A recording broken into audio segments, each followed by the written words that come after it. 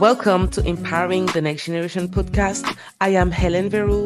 This podcast is dedicated to help anyone connected to preteens and teens to give them tools, empower and inspire teachers, high school senior leaders, and parents to build the future leaders of tomorrow. We discuss about controversial and relevant topics related to the world of education, the main problems you are facing, and solutions to help you navigate your journey. We want to make a positive change in education by bringing on experts that will give you a different perspective on how you can solve the hardship you are facing today.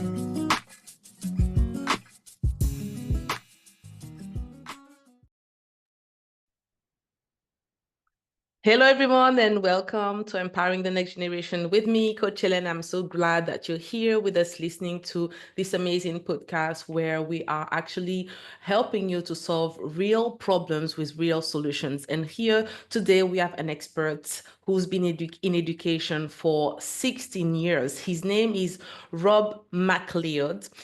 He's an educator, as I told you, with 16 years of experience across private, public, and international schools. And also he helps schools find alignments between their values, their way of organizing and practicing with the three types of school model. He's going to share with us actually the three types of school models, and he's passionate about practical change and really helping you educators feel like your work is being contributing and is very meaningful as well. He's also the author of a book called Schools That Give a F. I'm not going to say the words, that has been released in August 2025. So welcome with us, Rob. Thank you so much for joining. Thank you so much, Coach Helen, for having me here today. Thank you so much. I know that the way we actually interacted was different from what other people are doing. It was online, we catch up, and we have the same passion for education. And I'm so pleased you're here with us to share your nuggets, to really inspire the audience so they can actually be better leaders and also find ways that we can improve education. So the first question I have for you is, how did you start your journey in education? Because I know you have all these big ideas, you've got this amazing book, but how did it all started? I think that the audience want to know how it started. Yeah, I'm someone who had a really amazing primary school experience. I was really lucky to have some just incredible teachers who to this day left an impact on me. And I suppose at some point in my life, I realized that's a way I would like to contribute back meaningfully. It was such a gift to have some of these really awesome teachers in my life. And yeah, I finished my studies and I thought it's time to get into education. And I started teaching in Canada. And about 16 years ago, it was a really difficult time to be a new teacher. So I thought, this is the job I want to be doing, but every year it's very difficult to keep work. So let's go away for 2 years. I'll come back and we'll see how things have changed. Well, those 2 years turned into 5 years in Frankfurt, Germany, and then another 5+ going on 7 years now in Belgium. And I've had this real privilege of experiencing school from a lot of different perspectives. I've worked in the public school system. I've worked in private schools. I've worked in international schools. And I've worked in education across 3 different countries and 3 different cultures, which really is eye-opening. Because when you leave your home country and teach somewhere else, you realize that the things you just assumed were good are not necessarily assumed goods elsewhere. And there's a huge diversity of values and different ideas about what makes a good education. And you don't really get to see that when you stay in your own country, but when you've moved countries a few times, it's really quite eye-opening just how dramatically diverse the values in education can be. I totally agree with you. Especially, I have kind of the same experience as you. I'm from Martinique, a small island in the French Caribbean. I moved in the UK. I live in the Bahamas. Now I live in the Middle East. And when you actually live globally, you have, as you say, a different perspective of how education can be. And you actually, with all your experience, can give tools to actually help. Especially, I know that you said that you lost your passion throughout those years. So now you really want to rekindle the passion to educators who actually lost their passion as well, because it can be very demanding to be an educator in these days and age. So I want you to share, you have a book called The School That Gives AF. Why this title, first of all? And just share why they should actually buy your book. Yeah, so I debated for a long time about whether or not to call the book Schools That Give a F, and that's the PG title, the PG version of it. The reason that that became important to me to use as the title is I've had conversations with hundreds of passionate educators and leaders in education. And when the microphone is off and you're talking in private, the Yes. phrase that came up again and again was that these passionate people don't want to work in a school that doesn't give an F. And Mm, that's seen as like the cautionary tale or like the thing we want to make sure we never become, or we don't want to be the teacher or leader that doesn't give an F in a school yes. system.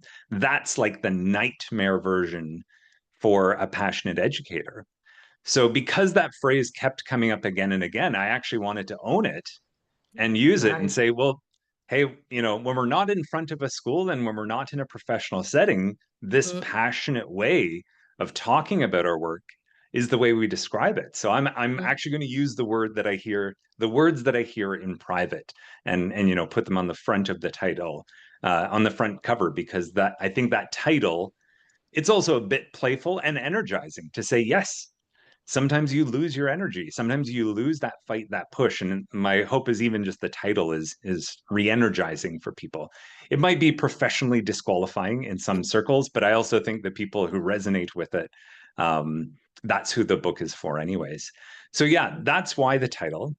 The content of the book, it's addressing a problem that I faced, which is most people who get into education do so with a passion and a desire to contribute meaningfully. mm, And most of us who know passionate educators see them able to do that for some time. But then at some point, there's a wall that we hit, and we either lose that passion, we lose that motivation, we realize we're not contributing in the ways we wanted to. And in fact, perhaps depending on the school we're in, or the school's culture, or the system that we find ourselves in, we're mm, actually doing work that we personally and even professionally disagree with. And like you said, education, it's a lot of work. And like I speaking for myself, I didn't mind putting in all that work when I was in alignment with my work and felt I was contributing meaningfully to my students. However, I mm, changed schools at one point in my career and I was not in alignment with the mm. school that I was I in. love that. I was still putting in the same amount of work, the same hours, but I felt all of this work I'm doing, I personally and professionally do not feel that this is serving students. So And good. and when you are required to actively work against your values, that is not sustainable. And that Mm, is one of the things that I want to address in the book, and then offer tools, because to me, school really is about pathways, direction, and momentum. And we're either mm, moving in the direction of a school that gives an F, one that is aligned with values, and yes. there's an alignment of how we want to do things, what our culture is, how we want decisions to be made in the school or classroom, how we wish to organize the people, rather Mm, moving in a direction of alignment or moving away from that into misalignment. And my book is trying to lay out three distinct paths, three types of school. We call them the expert, coach, and counselor. And each of those three is a role that the school and its staff can take for students. And we as educators and we as leaders in education have one of them that we lean towards the most. And mm. the other two, we are either kind of neutral about, or we actually have like an allergy to, where we say, no, I don't want to be doing that other type. So let's dive. I know that you're going to share the three types. I don't want you to just reveal everything just straight. I just want you to take your time to really dive into the process of alignment because you said that alignment is really recognizing your values. And we know that there are a lot of people who are not aligned with themselves. Can you just dive a bit deeper about what is alignment and how people can find alignment with themselves and find the right school for them, just like in a few nuggets? Sure. So for educators, I think this is so important because When we get into education and working in schools, we think school is just one thing. And we think we're either doing a good job at school or our school is improving, Mm, or there are steps we can take to improve school. However, that's not the correct way of seeing school. School is not one thing. I would argue that the tool I'm presenting gives you the chance to see, oh no, there are three different ways to do school well. And the three of these, each one aligns with a very different value system. So the question, or the first step I'm asking someone when reading the book, is to say, which of these three aligns with your values? Which of nice. these three aligns with your definition of a good education? And the Nice. reason it's important to start with knowing your values, and I'm saying it's, probably one of these three sets. The Mm, reason that's important is because all three of us have very different ideas. In fact, conflicting ideas, ideas that disagree with each other about how to do school well. And rather than spending your time in a tug of war between ideas and trying to make another right approach, abandon what they're doing and take on your values instead, it's much better to be clear on your values and either find a school that you are aligned with, or to the degree that you can with others who are in alignment with you, create that type of school where you are. yeah. So yeah, knowing your values and articulating them is really the first phase of the book to help you identify which of these three sets of values you align with. I like that. I feel like a lot of people, especially educators, are not in that stage of self-discovery.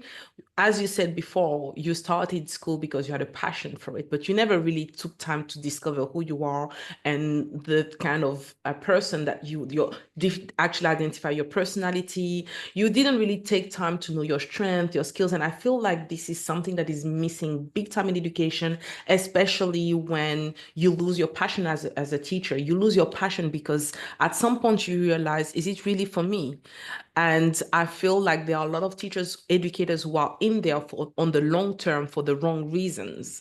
And that's where I feel like they need to really stop and assess where they are. And if they have to move out of education, find a different pathway that is right for them. Because at the end of the day, we are impacting students. We are making a difference. This is why we are educators, is to make a difference in the life of those students, those parents that we are actually in contact with. And when you have obviously all of the workload, all the stress, it's really hard for people to actually stop the noise in their heads and realize that there is a bigger reason than just work. Work is one part, but now how about you as a person? And in the whole educational system, this is what is missing, that focus on the person is more on the outwards result rather than the inward satisfaction and results. And I love how you talked about being aligned with your values and finding from what you know about yourself,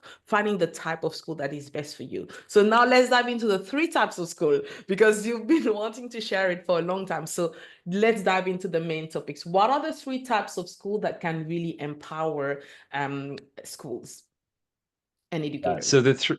the three types that I mentioned are expert, coach, and counselor. And if we focus specifically on, let's say, a school leadership lens to first introduce these, Mm, what's really important is the three of these represent three different ways to work and the end goal or the end value that you want your work to have. mm, So I'm sure someone listening to this is saying, okay, so let me find out which of the three I am. Whether you're a school leader or a teacher, the first question that I talk about is the decisions in the classroom about teaching and learning. How do you want those to be made?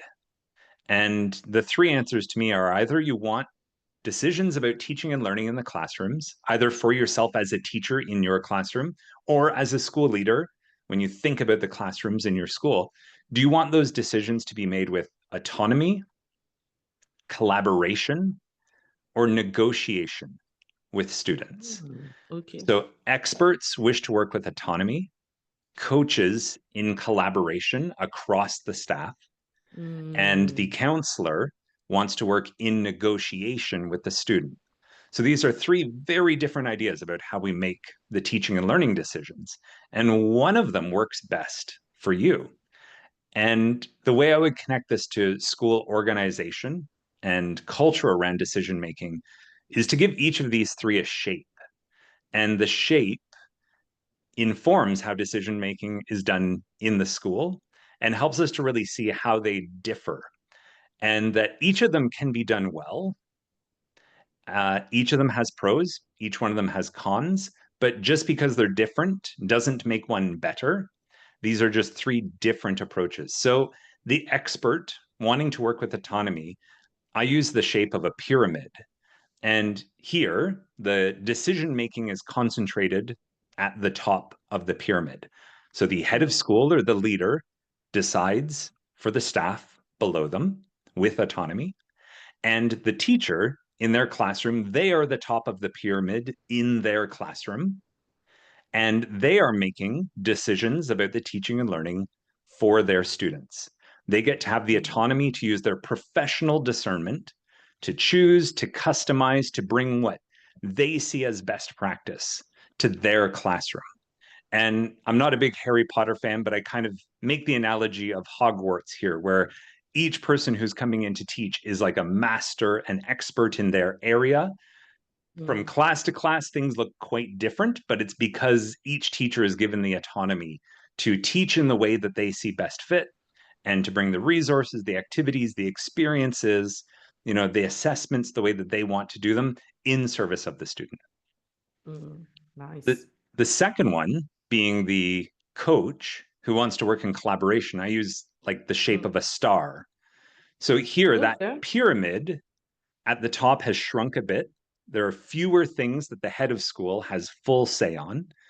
And now we've got a layered hierarchy. And that previous pyramid has now kind of shrunk and fanned out. So we have layers of hierarchy. And Mm, we see more roles that kind of have one foot in the classroom and one foot in the administration side.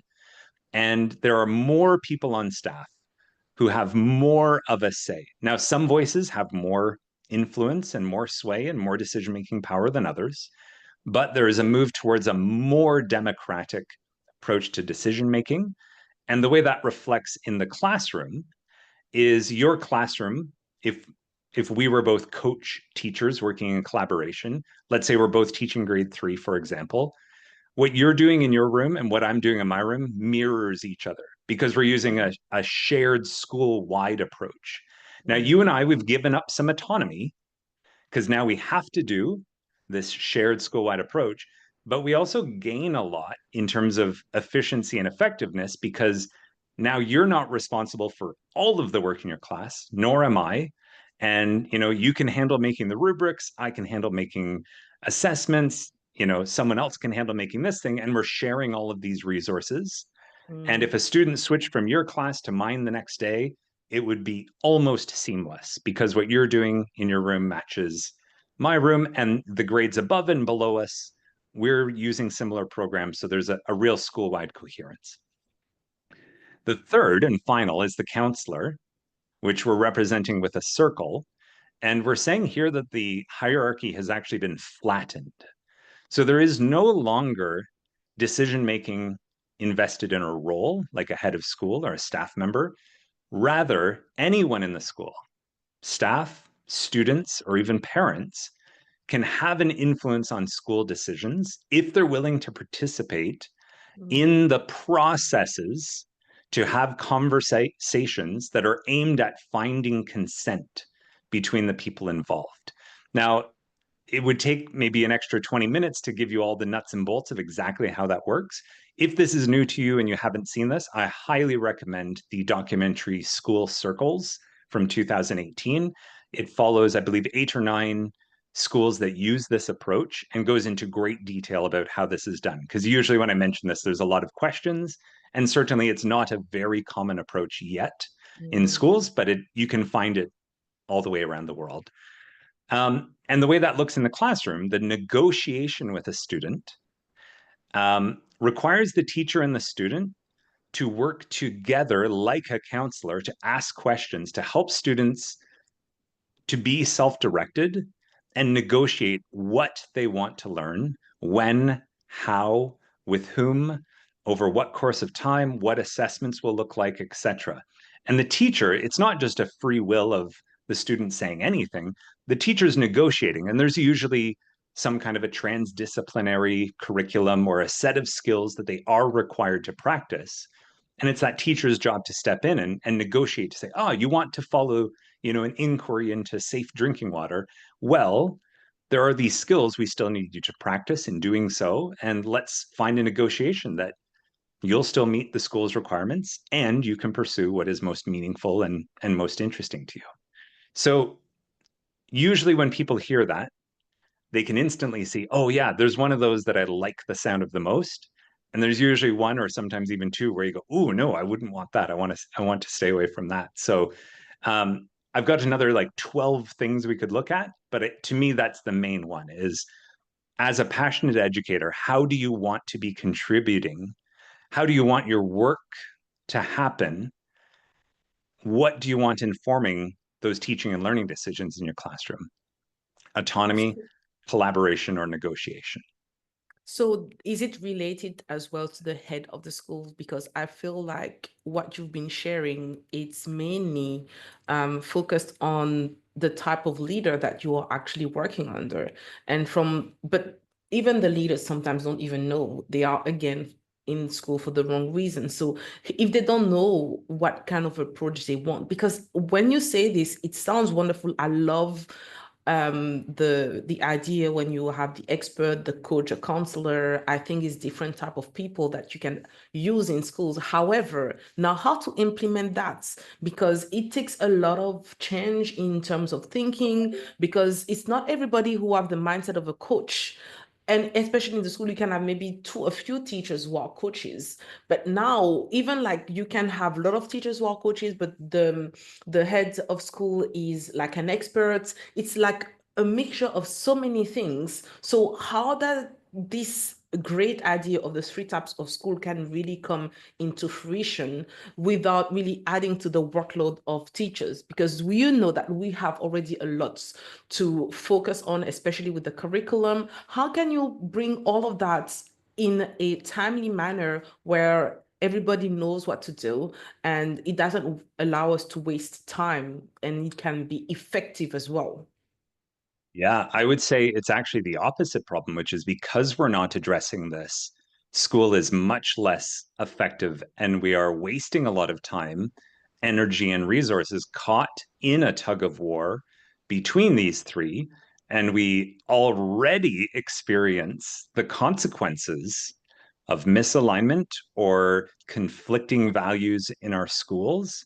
We're already experiencing them. This is the funny part. Mm, These ideas, these terms are certainly new, mm, but I believe we're just naming what's already in our schools and already impacting everyone who's working in schools. So we're just naming what's already there and what's already causing friction or causing challenges. And I believe you're totally right. I would say that the biggest piece of the puzzle is school leadership. And as mm, someone who's worked in schools that, over time, I've seen principals and heads of school and other leaders come and go. And now I really see that any leader that shows up by default is going to try to either make the school more of a pyramid if they're an expert, or they're going to try and make the school more of a star if they're coach leaning, or they're going to try and make the school more of a circle if they're counselor leaning. And they're already doing this. We just don't have the terms like expert mm, coach and counselor to just clearly name and label what is happening. And like you say, we can have a leader who wants to move the school in one of these three directions. And unfortunately, you've kind of got like a 1 in 3 chance of actually being a match for the school's current conditions. Because you kind of have these three options of either expert, coach, and counselor. So when a new leader walks into a school, and what's the center of gravity of the school? Is the school currently mostly expert leaning, or mostly coach, or mostly counselor? Because they're either going to be working against what the school has already established, or hopefully in alignment with the school. So for me, yes, that's the biggest piece of the puzzle, Mm, to help leaders identify which of these three they want to make schools in the image of.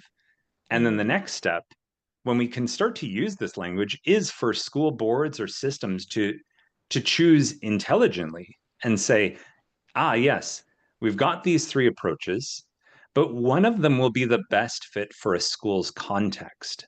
So, exactly. so again, a lot of my work focuses on this attention on teachers and leaders. And usually at some point, someone goes, but hold on, Rob, like, what about the students? You're not really mentioning them.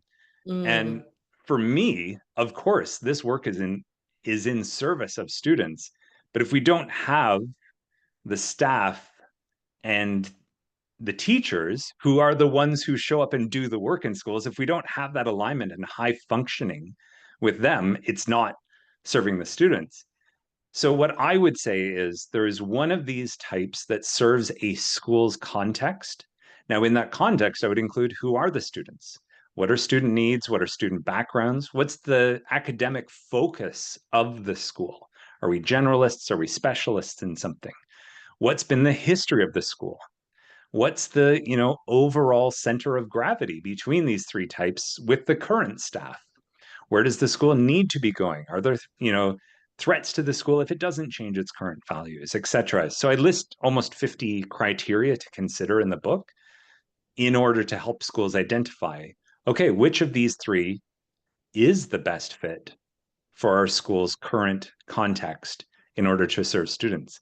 Let's choose the one that is the best fit for our current context mm, and develop that. Now, of course, as soon as we do that, like you pointed out, we'll have pockets of all three types on any staff. Go to any school that's more than 4 people, and I can almost guarantee you will find some experts, some coaches, and some counselors across that staff. mm, And I think most of us are able to function in schools even if we're not in alignment with the dominant type in our school, because most schools find themselves in a tug of war between 2 or 3 of the types.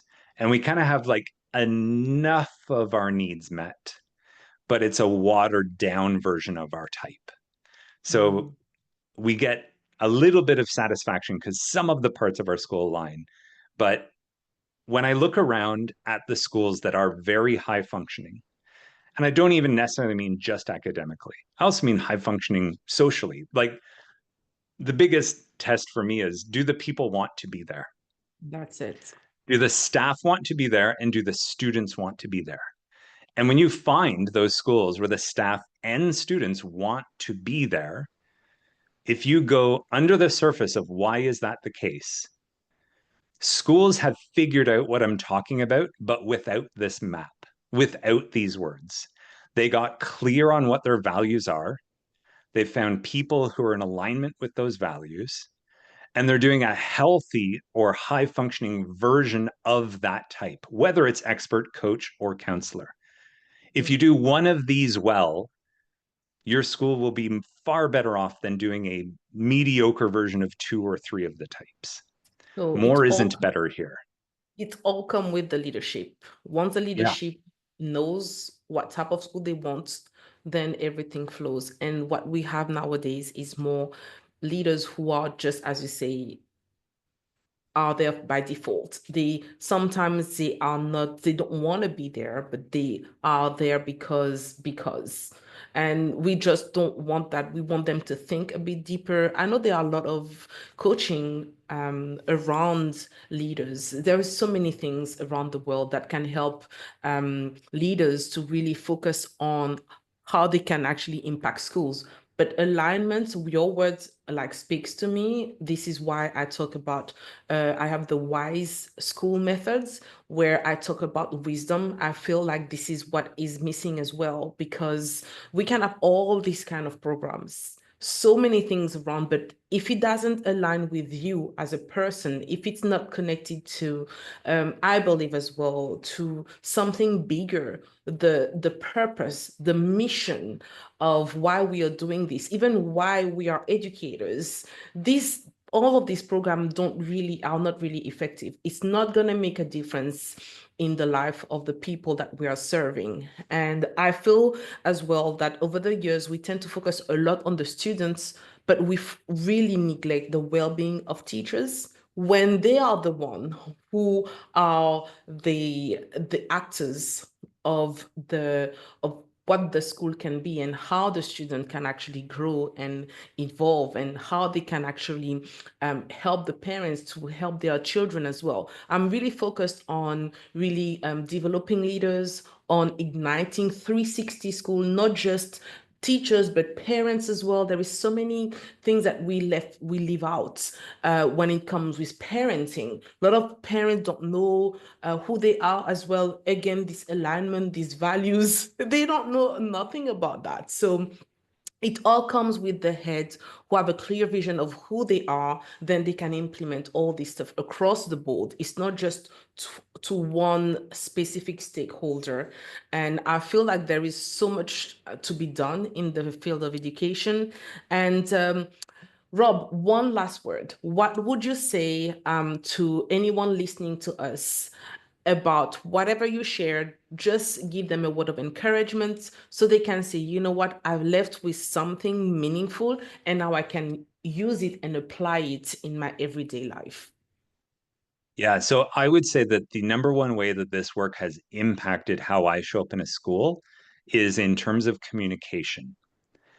Because as we've said through this conversation, we're not necessarily clear to the degree that we can each articulate our values. We know what we like and what we don't, but maybe we can't yet easily put into words what that is. And when you can use a tool like this three types of school, you can begin to see how different ideas aren't wrong. Most often, they are someone trying to meet the needs of another type of school, which is irrelevant or perhaps even works against your type of school. And just really quickly to make this most practical for people, I say that each of the three types has one value priority that they value most over the others. Now, those three values are responsibility, achievement, and meaning. And I associate responsibility with the expert, achievement with the coach, and meaning with the counselor. And of course, any educator, any leader values all three. I'm not pretending they only value that one. They value all three. But in times of stress, or when we need to make school decisions, or we need to decide what we're cutting, or we need to decide what we're going to do more of, That's it. the three of us will fight to make sure that that priority doesn't get sacrificed. And even worse, or what feels even worse, is that we don't want that priority to be sacrificed in service of another priority. And I would just invite listeners to imagine the next time that you are in a disagreement or a heated conversation with parents, across staff, with leaders about a disagreement about what would be good for the school or what is bad for the school, think down one layer deeper underneath the words, underneath the ideas, and just try to feel into, oh, is this person fighting for responsibility? Are they fighting for achievement? Or are they fighting for meaning? And which of those three am I trying to champion or defend right now? And as soon as I could see that, it completely changed the way that I spoke with leaders, with staff, with parents, and with students, because I realized really each of us is really trying to protect, promote, and defend one of these values more than the others. Thank you so much, Rob, for being part of the Empowering the Next Generation podcast. You have definitely shared with the audience the three types of school and how they can actually impact the three stakeholders of their school. And I encourage anyone that is listening to us to really learn how to ignite 360 the stakeholders, develop leaders, and create meaningful connections in your school. I'll see you next time, and make sure that you join the Wise Educational Leader community online on my Instagram. See you, everyone. Thank you, Rob, for coming again. Thank you so much for having me. Thank you for listening to this episode, and make sure you connect with us on Instagram at The Case for Success. Check also my Linktree and become an affiliate of the Success Guide for Teens Academy, a program that will empower your school community as a parent, teacher, and high school senior leader. Do not hesitate to reach out, comment, and share. Until then, see you in the next episodes.